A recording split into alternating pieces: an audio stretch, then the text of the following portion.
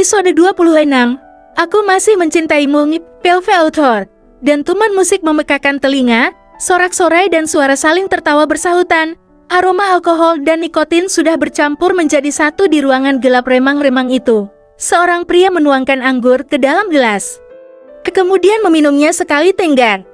Seorang wanita cantik, seksi dan memakai pakaian kurang bahan mendatangi pria itu, terlihat menggoda dengan menawarkan tubuhnya. Namun belum sempat sang wanita penghibur itu duduk, sang pria langsung mengibaskan tangannya menolak. Wanita itu tahu kalau pria ini sedang tidak mau diganggu. Dia sudah sangat berpengalaman dalam hal ini. Jika pria itu sudah menatapnya tidak berminat, lebih baik dia mencari mangsa lain, daripada terus merayu namun tidak membuahkan hasil. Akhirnya wanita itu langsung pergi begitu saja dari hadapan Jafir, yang sejak tadi menatapnya dengan tatapan jengah. Pria itu masih ingin sendiri karena dia sedang menunggu wanita yang dulu pernah mencampakkannya di meja yang sudah ia pesan. Suara musik yang begitu memenuhi telinganya. Semakin berdentum keras diiringnya dengan sorak-sorai pengunjung yang saling berjoget bergoyang di panggung. Jafir melihat pemandangan yang selalu membuatnya muak dan jijik. Para pria dan wanita saling bercumbu dan berada di pengaruh alkohol. Bahkan ada yang terang-terangan membuka bra dan menyuruh kekasihnya untuk mencium kuncup merah itu. Namun entah kenapa saat tadi dia melihat Sivana berciuman dengan pria muda itu, Jafir tidak merasa jijik sama sekali, bahkan ada sedikit rasa tidak tenang di hatinya. Jafir memejamkan matanya, berusaha untuk tidak memikirkan Sivana kembali. Wanita itu benar-benar bisa mengalihkan dunianya sekarang. Belum lama dia putus dari pacarnya akibat penolakan lamaran itu. Namun sekarang hatinya sudah dipenuhi oleh wanita lain yang bahkan mungkin saja dia sudah memiliki kekasih. Lampu di tempat itu redup terang sesuai dengan alunan musik DJ yang menggema. Semakin malam tempat itu semakin ramai pengunjung. Tadi Lolita mengajaknya bertemu dan Jafir yang memang sedang kalut ingin pergi ke klub memutuskan untuk mengajak Lolita bertemu di tempat ini. Dunia malam bagi Jafir memang bukan hal yang baru, namun dia sangat jarang pergi ke klub kalau tidak sedang kalut. Lebih baik dia istirahat tidur di rumah setelah menyelesaikan aktivitasnya seharian penuh. Hai Jafir, apakah kamu sudah lama menungguku? Maaf tadi aku harus kembali ke restoran karena ada yang tertinggal, ucap seorang wanita yang tidak lain adalah Lolita, sang mantan dengan raut wajah yang benar-benar tidak enak. Mungkin dia merasa bersalah karena membuat seorang Jafir menunggunya. Tidak masalah. Lagian memang tujuanku ke sini sebelum kita janjian ketemu. Jadi aku gak merasa rugi nunggu kamu.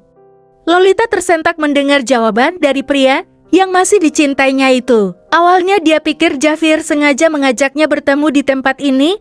Bahkan dia akan dengan senang hati menerima tawaran pria itu jika nantinya mereka berakhir di atas ranjang. Tapi aku yakin, niatmu mengajakku bertemu di sini pasti karena kamu masih patah hati dan ingin memperbaiki hubungan kita. Kekan, batin wanita itu. Baiklah, apa yang ingin kamu bicarakan? Tanya Jafir to the point. Dia sudah merasa sedikit pusing karena minum beberapa gelas anggur. Maklum, toleransi alkohol pria itu sangat rendah. Sebenarnya aku ingin kita kembali seperti dulu, Jafir. Aku masih sangat mencintaimu. Wanita itu memegang tangan Jafir, membuat pria itu tersentak. Hahaha, apa kamu bercanda? Oh, ayolah Lolita, kali ini aku tidak sedang ingin bermain denganmu. Seru Jafir, tapi aku tahu kalau kamu masih mencintaiku. Aku tahu kamu akan memaafkanku, Jafir. Berat. Jangan mimpi, aku memang sudah memaafkanmu, tapi untuk kembali padamu, aku tidak. Cukup sekali penolakan, dan aku tidak akan pernah mau kalau harus balikan lagi, jadi tolonglah Lolita, jangan berharap. Ujar Jafir kembali meneguk anggurnya. Lolita mengepalkan tangan. Entah kenapa kata-kata Jafir benar-benar menusuk hatinya. Kenapa Jafir? Kenapa kamu tidak mau kembali padaku? Apa hanya karena aku menolak lamaranmu, membuatmu sakit hati dan tidak mau diajak balikan? Jafir menggeleng. Tidak, ku rasa mungkin. Karena aku memang sudah tidak mencintaimu lagi, apalagi setelah aku bertemu dengan seseorang yang bisa menyembuhkan sakit hatiku. Apa? Siapa perempuan itu? Jafir tersenyum, meskipun sudah mabuk parah. Tapi sepertinya pria itu masih waras dan sanggup untuk bicara. Kamu sudah tahu siapa wanita yang kusuka, Lolita? Bukankah aku sudah pernah membawanya di hadapanmu? Lolita menggeleng tidak percaya. Tangannya semakin mengepal erat, hingga kuku-kukunya menancap di kulit. Aku tidak akan membiarkanmu dimiliki siapapun, Jafir. Di bintang-bintang, Paul Sivana. Malam itu aku termenung di balkon kamar, memikirkan keinginan Mommy dan Zico yang menginginkanku harus tetap ikut mereka pulang ke Amerika. Sungguh rasanya aku tidak ingin kembali ke negara di mana aku dilahirkan.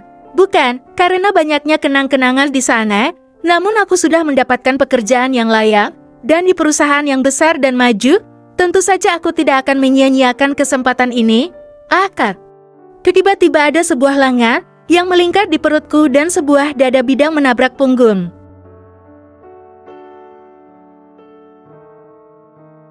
Ya Tuhan, kenapa kau mengagetkanku, Zico? Sayang, please. Jangan egois, pikirkanlah matang-matang keputusanmu itu. Aku menggelang pelan, ternyata pria ini masih kepikiran tentang keputusanku untuk tinggal menetap di negara kanguru ini. Kurasakan hembusan nafas Zico yang hangat mengenai telinga ini. Zico, ini sudah keputusanku.